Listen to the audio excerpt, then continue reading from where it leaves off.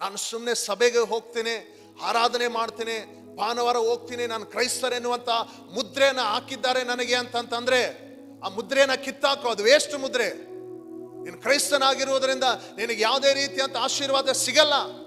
ನೀನು ಯೇಸುವಿನ ಮಗನು ಮಗಳಾಗಿದ್ರೆ, ನೀನು ಕ್ರಿಸ್ತನಿಂದ ನೀತಿವಂತನೆಂಬುದಾಗಿ ನಿರ್ಣಯಿಸಲ್ಪಟ್ಟಿದ್ರೆ ಮಾತ್ರ ನೀನು ಪರಲೋಕಕ್ಕೆ ಹೋಗ್ಲಿಕ್ಕೆ ಸಾಧ್ಯ.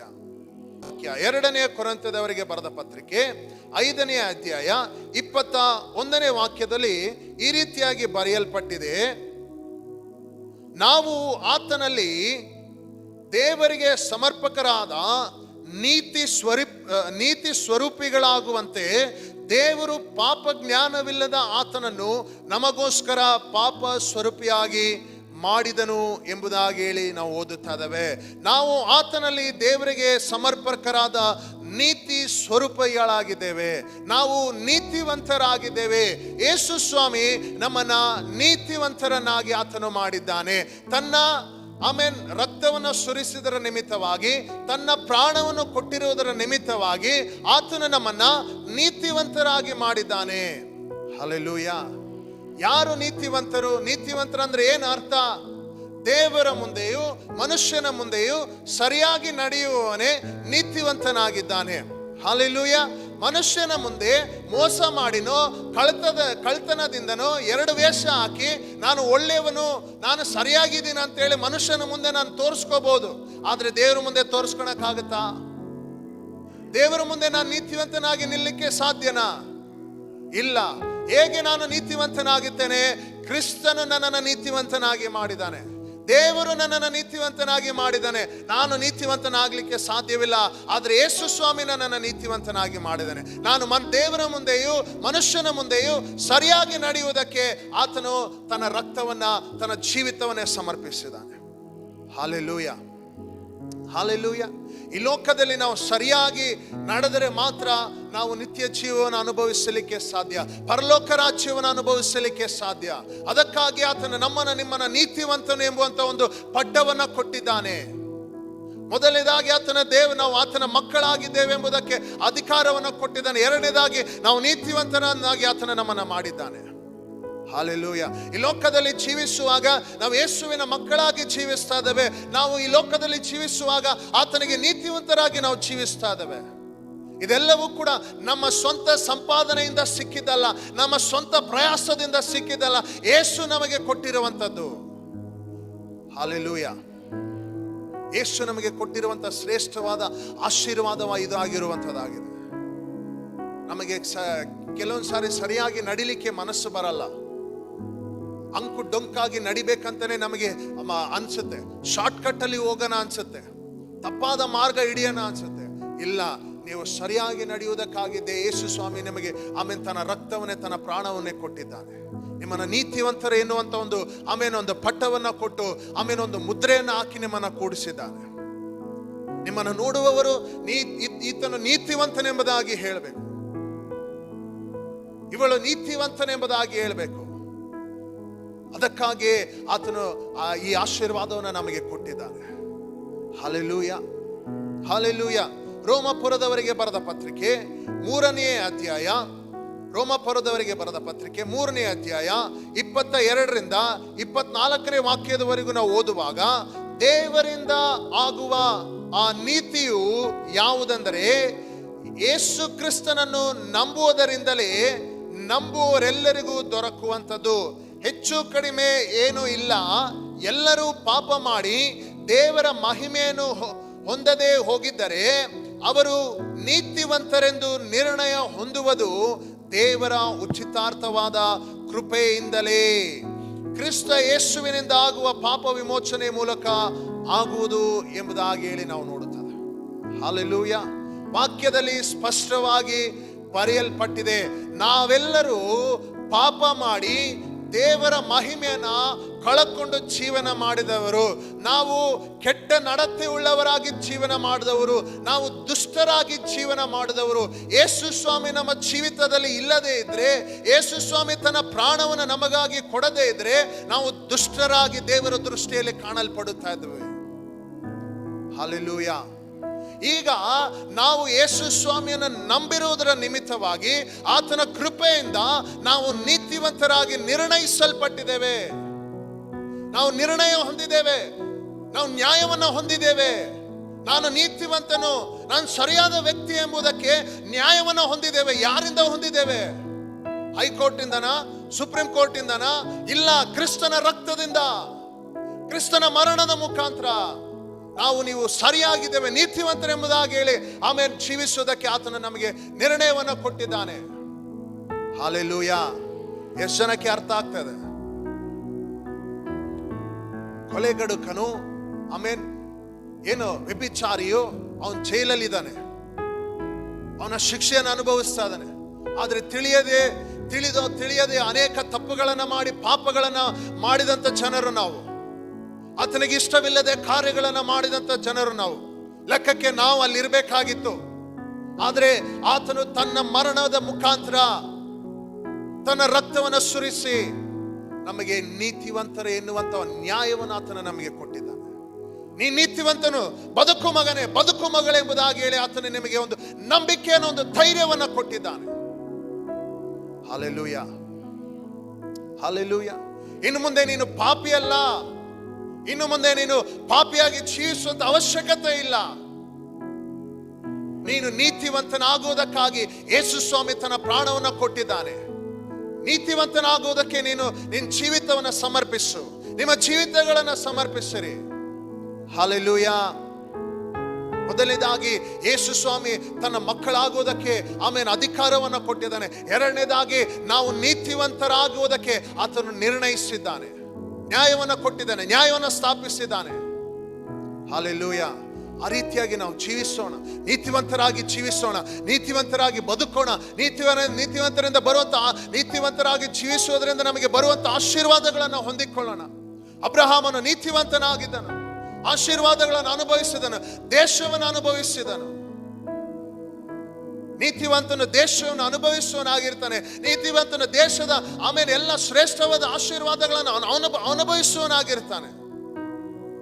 ಈಸಾಕನು ನೀತಿವಂತನಾಗಿರುವುದರಿಂದ ಆಮೇಲೆ ಮಳೆ ಇಲ್ದರೂ ಕೂಡ, ಬರಗಾಲ ಇದ್ರೂ ಕೂಡ ಅವನು ಬೀಜ ಬಿತ್ತದ್ರಿಂದ ಅವನಿಗೆ 100ರಷ್ಟು ಆಶೀರ್ವಾದ ಸಿಕ್ಕಿತು. ಆ ಬೆಳೆಯನ್ನು ಅವನು ಅನುಭವಿಸಿದನು. ಆ ದೇಶದಲ್ಲಿದ್ದಂತ ಆಶೀರ್ವಾದವನ್ನು ಅನುಭವಿಸಲಿಕ್ಕೆ ಸಾಧ್ಯವಾಯಿತು. ಹಲ್ಲೆಲೂಯಾ.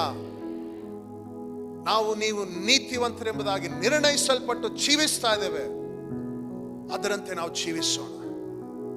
ಹಲ್ಲೆಲೂಯಾ. ನಾನು ಸುಮ್ಮನೆ ಸಭೆಗೆ ಹೋಗ್ತೇನೆ, ಆರಾಧನೆ ಮಾಡ್ತೇನೆ, ಭಾನುವಾರ ಹೋಗ್ತೀನಿ, ನಾನು ಕ್ರೈಸ್ತರೆನ್ನುವಂತ ಮುದ್ರೆನ ಹಾಕಿದ್ದಾರೆ ನನಗೆ ಅಂತಂದ್ರೆ ಆ ಮುದ್ರೆನ ಕಿತ್ತಾಕೋ. ಅದು ವೇಸ್ಟ್ ಮುದ್ರೆ. ನೀನು ಕ್ರೈಸ್ತನಾಗಿರುವುದರಿಂದ ನಿನಗೆ ಯಾವುದೇ ರೀತಿಯಂತ ಆಶೀರ್ವಾದ ಸಿಗಲ್ಲ. ನೀನು ಯೇಸುವಿನ ಮಗನು ಮಗಳಾಗಿದ್ರೆ, ನೀನು ಕ್ರಿಸ್ತನಿಂದ ನೀತಿವಂತನೆಂಬುದಾಗಿ ನಿರ್ಣಯಿಸಲ್ಪಟ್ಟಿದ್ರೆ ಮಾತ್ರ ನೀನು ಪರಲೋಕಕ್ಕೆ ಹೋಗ್ಲಿಕ್ಕೆ ಸಾಧ್ಯ. ಹಲ್ಲೆಲೂಯಾ. ಎಷ್ಟು ಜನಕ್ಕೆ ಅರ್ಥ ಆಗ್ತದೆ? ಹಲ್ಲೆಲೂಯಾ. ತೀತನ ಪುಸ್ತಕ 3ನೇ ಅಧ್ಯಾಯ,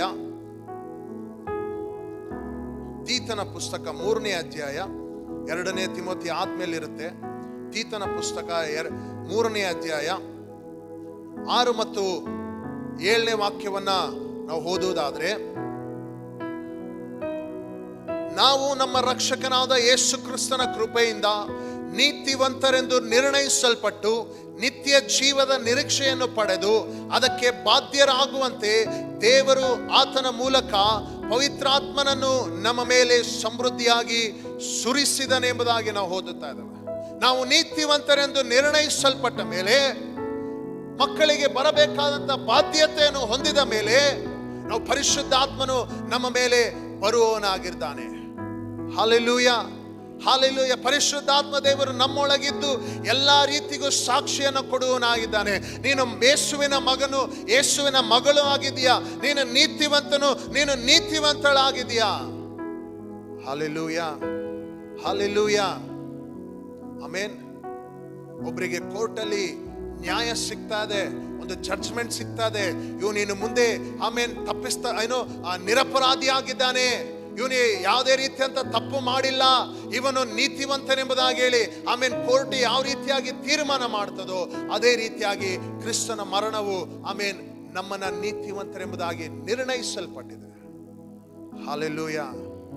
ಆ ನಿಶ್ಚಯದೊಟ್ಟಿಗೆ, ಆ ನಂಬಿಕೆಯೊಟ್ಟಿಗೆ ನಾವು ಜೀವಿಸೋಣ. ಇನ್ನು ಮುಂದೆ ನಾನು ಯಾವುದೇ ರೀತಿಯಂತ ಪಾಪಿಯಾಗಿ ಅಲ್ಲ ನಾನು ಜೀವಿಸುವಂಥದ್ದು.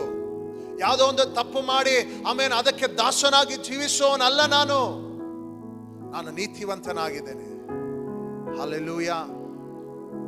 ಕೀರ್ತನೆಗಳು 37:25 ವಾಕ್ಯವನ್ನು ನಾವು ಓದುವುದಾದ್ರೆ, ಕೀರ್ತನೆಗಳು 37:5 ಅದರಲ್ಲಿ ನೀತಿವಂತನಿಗೆ ಬರುವಂತ ಆಶೀರ್ವಾದ ಅದರಲ್ಲಿ ಇರುವಂತದ್ದಾಗಿದೆ. ಕೀರ್ತನೆ 37:25 ವಾಕ್ಯವನ್ನು ನಾವು ಓದೋದಾದ್ರೆ, ನಾನು ಬಾಲಕನಾಗಿದ್ದೇನು, ಈಗ ವೃದ್ಧನಾಗಿದ್ದೇನೆ, ಈವರೆಗೂ ನೀತಿವಂತನು ದಿಕ್ಕಿಲ್ಲದೆ ಬಿದ್ದಿರುವುದನ್ನಾಗಲಿ ಅವನ ಸಂತತಿಯವರು ಭಿಕ್ಷೆ ಬೇಡಿ ತಿನ್ನುವುದನ್ನಾಗಲಿ ನಾನು ನೋಡಲಿಲ್ಲ ಎಂಬುದಾಗಿ ಹೇಳುತ್ತಾ ಇದ್ದಾನೆ. ನಾನು ಸಿಕ್ಕವನಿಂದ ದೊಡ್ಡವನಾಗುವವರೆಗೂ ಆಮೇಲೆ ನಾನು ನೋಡ್ತಾ ಇದ್ದೇನೆ, ನೀತಿವಂತನು ಯಾರು ದೇವರ ಮುಂದೆಯೂ ಮನುಷ್ಯನ ಮುಂದೆ ಯಾರು ಸರಿಯಾಗಿ ನಡೆದುಕೊಳ್ತಾ ಇದ್ದಾನೋ ಅವನ ಜೀವಿತ, ಅವನ ಸಂತತಿ ಆಮೇಲೆ ಏನ್ ಮಾಡ್ತಿಲ್ಲಂತೆ, ಭಿಕ್ಷೆ ಬೇಡಿ ತಿನ್ನುವುದನ್ನಾಗ್ಲಿ ಆಹಾರಕ್ಕಾಗಿ ಪರದಾಡುವುದನ್ನಾಗ್ಲಿ ನನ್ನ ಕಣ್ಣುಗಳು ಕಂಡಿಲ್ಲ ಎಂಬುದಾಗಿ ಹೇಳಿ ದಾವೀದನು ಹೇಳ್ತಾ ಇದ್ದಾನೆ. ಹಲ್ಲೆಲೂಯ. ಇದೇ ನೀತಿವಂತನು ಅನುಭವಿಸುವಂತ ಆಶೀರ್ವಾದ. ನೀವು ಮಾತ್ರ ಅನುಭವಿಸುವುದಿಲ್ಲ, ನಿಮ್ಮ ಮಕ್ಕಳು, ನಿಮ್ಮ ಸಂತತಿ ಅನುಭವಿಸುವಂತದ್ದಾಗಿದೆ. Hallelujah, hallelujah. ದಿಕ್ಕಿಲ್ಲದೆ ಬಿದ್ದಿರುವುದನ್ನಾಗಲಿ ಆಮೇಲೆ ಭಿಕ್ಷೆ ಬೇಡಿ ತಿನ್ನುವುದನ್ನಾಗಲಿ ನಾನು ನೋಡ್ಲಿಲ್ಲ. ನಿಮ್ಮ ಮಕ್ಕಳನ್ನ ದಿಕ್ಕು ಪಾಲು ಮಾಡುವುದಿಲ್ಲ ದೇವರು. ನಿಮ್ಮನ್ನ ಅನಾಥರನಾಗಿ ದೇವರು ಬಿಡುವುದಿಲ್ಲ. ಆತನು ನಿಮ್ಮನ್ನ ಕೈ ಬಿಡುವವನಲ್ಲ. ಕಾರಣ ಯಾಕಂದ್ರೆ ನೀವು ನೀತಿವಂತರಾಗಿದ್ದೀರಾ. ನೀವು ನೀತಿವಂತರಾಗಿದ್ದೀರಾ. ನೀತಿವಂತರನ್ನು ದೇವರು ಎಂದಿಗೂ ಕೈ ಬಿಡುವಂತ ದೇವರಲ್ಲ. ಆತನು ಸಾಕಿ ಸಲಹುವಂತ ದೇವರಾತನಾಗಿದ್ದಾನೆ. ಅವರನ್ನು ಆಶೀರ್ವದಿಸಿ ಅಭಿವೃದ್ಧಿ ಪಡಿಸುವಂತ ದೇವರಾತನಾಗಿದೆ. ಇವತ್ತು ನಿಮ್ಮ ಮನೆ, ನಿಮ್ಮ ಕುಟುಂಬ ಹೇಗಿದೆ? ನೀತಿವಂತ ಕುಟುಂಬವಾಗಿದೆಯಾ? ನೀತಿವಂತ ಆಮೇನ್ ಮನೆಗಳಾಗಿದೆಯಾ? ಪರೀಕ್ಷಿಸಿ ನೋಡ್ರಿ. ದೇವರ ಮುಂದೆ, ಮನುಷ್ಯನ ಮುಂದೆ ಸರಿಯಾಗಿ ಜೀವಿಸ್ತಾ ಇದ್ದೇವಾ? ದೇವರ ನಿರ್ಣಯವನ್ನ ಕೊಟ್ಟಿದ್ದಾನಲ್ಲ, ಆ ನಂಬಿಕೆಯನ್ನ ಕೊಟ್ಟಿದ್ದೇವಲ್ಲ, ಆ ನಂಬಿಕೆಯ ಪ್ರಕಾರ ನಾವು ಜೀವಿಸ್ತಾ ಇದ್ದೇವಾ? ಆ ನಿರ್ಣಯದ ಪ್ರಕಾರ ನಾವು ಜೀವಿಸ್ತಾ ಇದ್ದೀವಾ? ಹಲ್ಲೆಲೂಯ. ಜೀವಿಸುವುದಾದ್ರೆ ದೇವರೆಂದಿಗೂ ನಮ್ಮನ್ನ ಕೈ ಬಿಡುವುದಿಲ್ಲ. ಭಯಪಡೋ ಅವಶ್ಯಕತೆ ಇಲ್ಲ. ಯಾವತ್ತೂ ನಮ್ಮನ್ನ ಕೈ ಬಿಡುವುದಿಲ್ಲ. ದಿಕ್ಕು ಇಲ್ಲದಂತೆ ನಮ್ಮನ್ನ ಮಾಡುವುದಿಲ್ಲ. ಕೈ ಬಿಡುವುದೇ ಇಲ್ಲ. ಹಲ್ಲೆಲೂಯ. ಜ್ಞಾನೋಕ್ತಿಗಳು 3ನೇ ಅಧ್ಯಾಯ 33ನೇ ವಾಕ್ಯ, ಯೆಹೋವನು ದುಷ್ಟನ ಮನೆಯನ್ನು ಶಪಿಸುವನು, ನೀತಿವಂತರ ನಿವಾಸವನ್ನು ಆಶೀರ್ವದಿಸುವನು. ನೀತಿವಂತರ ಮನೆಯನ್ನ, ನೀತಿವಂತರು ನಿವಾಸಿಸುವಂತ ನಿವಾಸ, ನೀತಿವಂತರು ಜೀವಿಸುವಂತ ದೇಶವನ್ನ ಆತನು ಆಶೀರ್ವದಿಸುವನಾಗಿದ್ದಾನೆ. ಹಲ್ಲೆಲೂಯ. ದೇವರ ವಾಕ್ಯ ಅದೇ ಹೇಳ್ತಾ ಇದೆ ಅಲ್ಲ. ನೀವು ನೀತಿವಂತರಾಗಿದ್ರೆ ಅದನ್ನ ಆಶೀರ್ವಾದಗಳನ್ನು ಅನುಭವಿಸಬೇಕಾಗಿತ್ತಲ್ಲ. ಯಾಕಂದ್ರೆ ಇನ್ನೂ ಸ್ವಲ್ಪ ದುಷ್ಟತನ ನಮ್ಮಲ್ಲಿ ಇರುವಂತದ್ದಾಗಿದೆ. ದುಷ್ಟ ಮನಸ್ಸು ನಮ್ಮಲ್ಲಿ ಇದೆ. ದುಷ್ಟತನ ಆಲೋಚನೆಗಳು ನಮ್ಮೊಳಗಿದೆ. ಅದನ್ನ ಬಿಡಬೇಕು. ದೇವರ ಮುಂದೆ ಅರಿಕೆ ಮಾಡಬೇಕು. ನಿನ್ ಮುಂದೆ ನಾನು ದುಷ್ಟನಾಗಿ ಜೀವಿಸ್ತಾ ಇದ್ದಾನೆ, ಕೆಟ್ಟವನಾಗಿ ಜೀವಿಸ್ತಾ ಇದ್ದಾನೆ, ನನ್ನನ್ನು ಕ್ಷಮಿಸು. ಆಮೇನ್. ಆತನ ರಕ್ತ ನಮ್ಮನ್ನ ನೀತಿವಂತನಾಗಿ ನಿರ್ಣಯಿಸುವಂತದ್ದಾಗಿದೆ. ಬದುಕೋದಕ್ಕೆ ಧೈರ್ಯವನ್ನು ಕೊಡುತ್ತದೆ, ಬದುಕೋದಕ್ಕೆ ಮಾರ್ಗವನ್ನು ಉಂಟು ಮಾಡುತ್ತದೆ. ಯಾಕೋಬನ ಪತ್ರಿಕೆ 5ನೇ ಅಧ್ಯಾಯ 16ನೇ ವಾಕ್ಯ. ಯಾಕೋಬನ ಪತ್ರಿಕೆ 5ನೇ ಅಧ್ಯಾಯ 16ನೇ ವಾಕ್ಯ, ಹೀಗಿರಲು ನೀವು ಸ್ವಸ್ಥವಾಗಬೇಕಾದರೆ ನಿಮ್ಮ ಪಾಪಗಳನ್ನು ಒಬ್ಬರಿಗೊಬ್ಬರು ಅರಿಕೆ ಮಾಡಿ ಒಬ್ಬರಿಗೋಸ್ಕರ ಒಬ್ಬರು ದೇವರನ್ನು ಪ್ರಾರ್ಥಿಸಿರಿ. ನೀತಿವಂತನ ಅತ್ಯಾಸಕ್ತಿ ಉಳ್ಳ ವಿಜ್ಞಾಪನೆಯು ಬಹು ಬಲವಾಗಿದೆ. ನೀತಿವಂತನು ಮಾಡುವಂತ ಪ್ರಾರ್ಥನೆ ಅದು ಬಹು ಬಲವಾಗಿದೆ. ಯಾವಾಗ ಅದು ಬಹುಬಲವಾಗ್ತದೆ? ನಾವು ಒಬ್ಬರಿಗಾಗಿ ಒಬ್ಬರು ಪ್ರಾರ್ಥನೆ ಮಾಡುವಾಗ, ಒಬ್ಬರನ್ನೊಬ್ಬರು ಕ್ಷಮಿಸುವಾಗ, ಒಬ್ಬರಿಗಾಗಿನ ಒಬ್ಬರು ಪ್ರಾರ್ಥಿಸ್ತಾ ಇದ್ದೇವಾ? ಇಲ್ಲ ಕಹಿ ಹೃದಯ ನಮ್ಮಲ್ಲಿ ಇದೆಯಾ? ನಾವು ನೀತಿವಂತರಾಗ್ಲಿಕ್ಕೆ ಸಾಧ್ಯವಿಲ್ಲ. ನಾವು ಮಾಡುವಂತ ಪ್ರಾರ್ಥನೆಗಳು ಕೇಳುವುದಿಲ್ಲ. ನಾವು ಮನುಷ್ಯರು ನಮಗೆ ಮಾಡುವಂತ ತಪ್ಪುಗಳನ್ನ ನಾವು ಕ್ಷಮಿಸದೆ ಹೋದ್ರೆ, ಮನುಷ್ಯರು ನಮಗೆ ಮಾಡುವಂತ ದ್ರೋಹಗಳನ್ನ ನಾವು ಕ್ಷಮಿಸದೆ ಹೋದ್ರೆ, ನಾವು ಅವರಿಗಾಗಿ ಪ್ರಾರ್ಥಿಸದೆ ಹೋದರೆ ನಾವು ನೀತಿವಂತರಾಗ್ಲಿಕ್ಕೆ ಸಾಧ್ಯವಿಲ್ಲ. ನಾವು ಮಾಡುವಂತ ಪ್ರಾರ್ಥನೆಗಳು ಕೇಳಲ್ಪಡುವುದಿಲ್ಲ. Amen, hallelujah. ಆದ್ದರಿಂದ ಇವತ್ತು ಒಂದು ಅವಕಾಶವನ್ನ ದೇವರು ಕೊಡ್ತಾ ಇದ್ದಾನೆ. ನೀವು ಯೇಸುವಿನ ಮಕ್ಕಳಾಗಿ ಮಗಳಾಗಿ ಮಾರ್ಪಡಲಿಕ್ಕೆ, ನೀವು ನೀತಿವಂತರಾಗಿ ಮಾರ್ಪಡಲಿಕ್ಕೆ ಇವತ್ತು ದೇವರೊಂದು ಅವಕಾಶವನ್ನ ಕೊಡುತ್ತಾ ಇದ್ದಾನೆ. ಹಾಲೆಲೂಯಾ.